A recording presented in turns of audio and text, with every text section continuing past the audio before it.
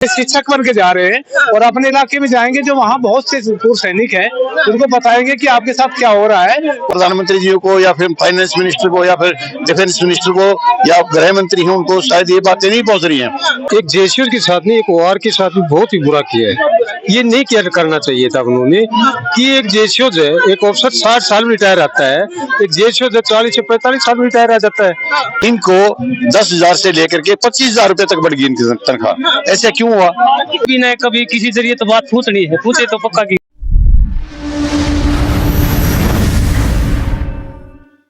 तो मैं इन लोगों से बात करना चाहूंगी कि ये उत्तराखंडवासी जो है क्या सोचते हैं इस मुद्दे को लेकर। इस तरीके से ओआरओपी 2 में कह रहे हैं हमें काफी अंतर रखा गया है, परसेंटेज अभी इनका माइनस इनकी पेंशन को कर दिया गया है। क्या लगता है सरकार बार बार आपकी बातें करती है, लेकिन आपको ही केंद्र सरकार अनदेखा करती चली जा रही है? अनदेखा नहीं कहा जा रहा है, ये आवाज अब तक सरकार तक पहुंची नहीं है कि किनको कितना फायदा हो रहा है। इस बार ये आवाज उठ रही है और हमारा कोई भी आज तक कोई प्रतिनिधि कहीं ना कोई हमारी पॉलिसी में है, ना कोई ओआरओपी होती है उसमें कोई होता है, ना कोई हमारा नुमाइंदा होता है। हमारे क्या बत्ते हैं, क्या हमारी पे है, कितना हमारा बनना चाहिए, सब कुछ अंदर खाने में हमारे अधिकारियों के द्वारा, पूर्व अधिकारियों के द्वारा बना दिया जाता है और हमारे ऊपर थोप दिया जाता है। उसका परिणाम हम देख रहे हैं कि आज के दिन क्या तो मामूली सी वृद्धि हो रही, सिपाही से लेकर हवलदार तक कुछ मामूली वृद्धि हो रही है और ऊपर के रैंकों में नायब सूबेदार, सूबेदार और सूबेदार मेजर और कैप्टन में इवन तो बहुत से रैंकों माइनस है, पहले ज्यादा कम हो रही है। आप ये बार बार भी कह रहे हैं ओआरओपी में कुछ तो ठीक था, जो 2 आया है उसमें आपकी माइनस कर दी गई है। क्यों किया गया ये चीज? नहीं, ये पहले पॉलिसी बनी थी, हमने भी इनका पहले विरोध किया गया था। जो पॉलिसी थी उसका इम्पैक्ट आना ही था।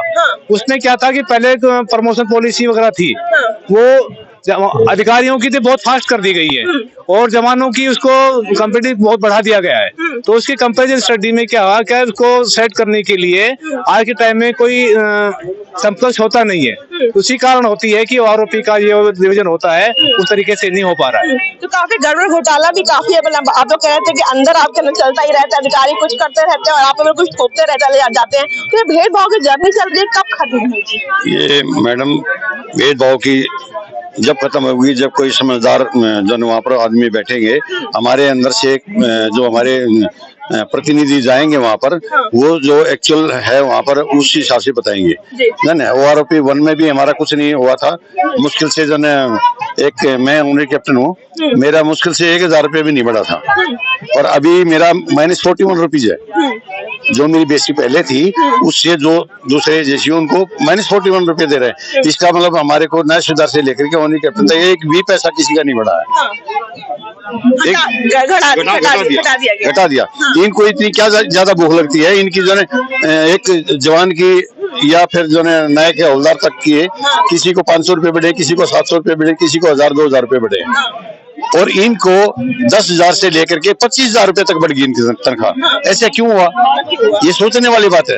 ये शायद प्रधानमंत्री जी को या फिर फाइनेंस मिनिस्टर को या फिर डिफेंस मिनिस्टर को या गृह मंत्री हैं, उनको शायद ये बातें नहीं पहुंच रही हैं। जो ब्यूरोक्रेट्स है वो बीच बीच में जो है मिल करके दोनों मिली भगत करके और ये सारा जो है खेल देते।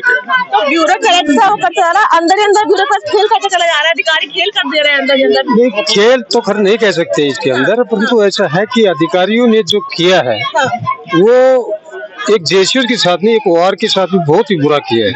ये नहीं किया करना चाहिए था उन्होंने कि एक जेसीओ जो है, एक ऑफिसर 60 साल में रिटायर आता है, एक जेसीओ जो 40 से 45 साल में रिटायर आ जाता है, परंतु उसके बच्चे जब वो आता है उस समय लायक होते हैं सर्विस लगने के लायक। अब उसकी जब एक पेंसिल है उसी से गुजारा करती, क्योंकि उसने पूरी जिंदगी पहाड़ों में गुजारी है और उसने पहाड़ों में गुजार करके आपने जब ये पेंसिल आया है उस पेंसिल को अब रोक दिया गया, तो फिर वो क्या करेगा बताओ, उसके बच्चे क्या खाएंगे अभी? तो क्या आपको उम्मीद लगती सरकार बात सुनेगी आपकी? हाँ, उम्मीद है। हमारी तो उम्मीद है ही। देखो सरकार क्या चाहती है, क्या करेगी। हम तो लेकिन आप लोग कह रहे हैं कि जो आपकी जो बातें हैं कभी मोदी सरकार तक पहुंच ही नहीं पाती, अंदर ही गड़बड़ घोटाला हो जाता है, तो फिर कैसे आप लोग की बातें पहुंचेंगी? क्योंकि आज 10 दिन से आपके ऊपर हो चुका है। कभी न कभी किसी जरिए तो बात पूछनी है, पूछे तो पक्का की। तो फिर धरना प्रदर्शन कब तक चलेगा आप लोग? ये जब तक हमारा आगे तक हमारा न्याय हमारे को नहीं मिला जब तक चलता रहेगा। जब तक चलता रहेगा। और मोदी सरकार बात नहीं सुनेंगे तो हम यहाँ पे अड़कर बैठे रहेंगे। ये चल रहा है। ये आप देख रहे हो, ये देश के हर एक 5 से लोग आ रहे हैं और इसको मैं छोटो नहीं कि ये 400 आ रहे हैं, 4000 आ रहे हैं। जो ये जा रहे हैं, यहाँ एक ये वर्कशॉप है, पाठशाला है, यहाँ से शिक्षक बन के जा रहे हैं और अपने इलाके में जाएंगे। जो वहाँ बहुत से पूर्व सैनिक हैं, उनको बताएंगे कि आपके साथ क्या हो रहा है और इसके लिए आवाज उठाई जाएगी। और अपना देखो, हमारा संख्या बल बहुत ज्यादा है।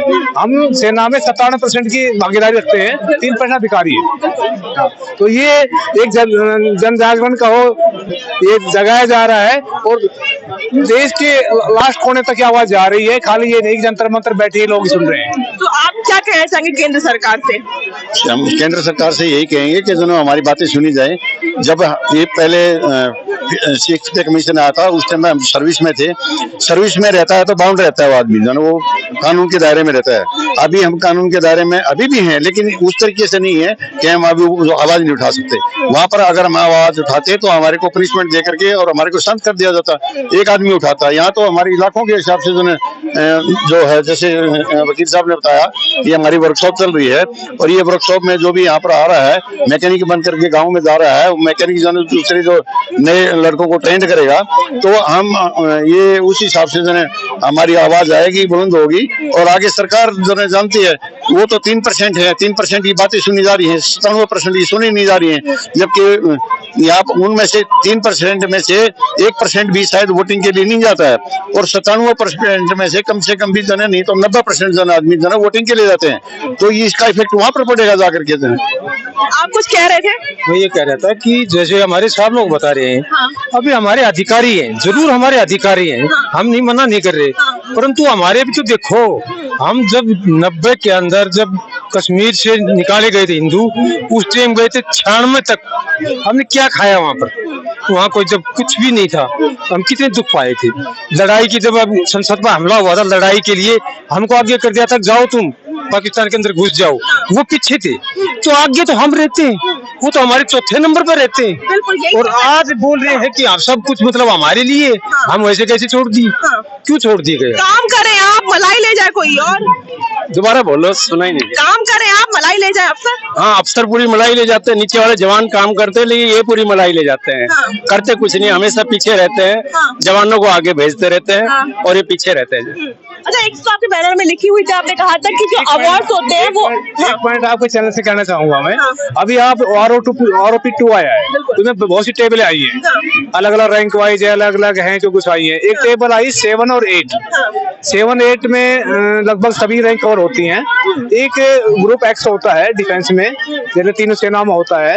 एयरफोर्स में जो डिप्लोमा ग्रुप होता है, जो जहाजों पे काम करते हैं, टेक्निकल वाले होते हैं, कुछ ट्रेड्स होती हैं, उनको पहले एक्स्ट्रा बेसिक पे दी जाती थी।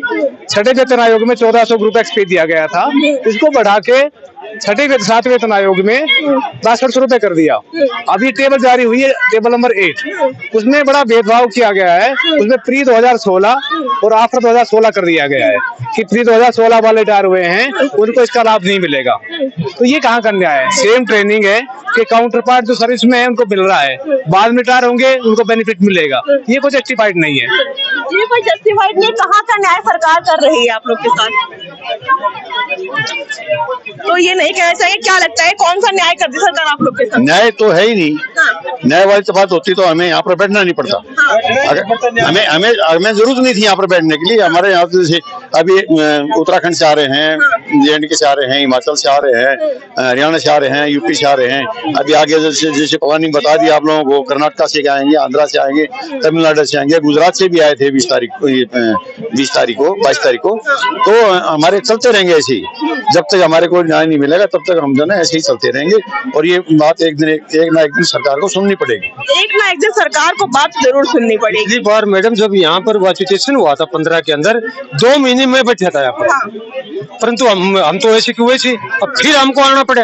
यदि हमारे साथ भेदभाव नहीं तो हमको क्यों आना पड़ता है यहाँ पर, आप बताओ। बिल्कुल, बार बार यही सवाल उठ रहा है, यार हमारे संग भेदभाव नहीं होता तो क्यों हम जब इतनी देश की रक्षा करते हैं उस समय किसी को नहीं देखते हैं? हमारे लिए पहले हमारा देश आता है, परिवार से पहले हमारा देश आता है, तो क्यों अब हमारे संग जो इतना बड़ा न्याय और जो भेदभाव जो अफसर हमारे संग कर रहे हैं, जो भगड़ा घोटाला चल रहा है, वो क्यों हो रहा है?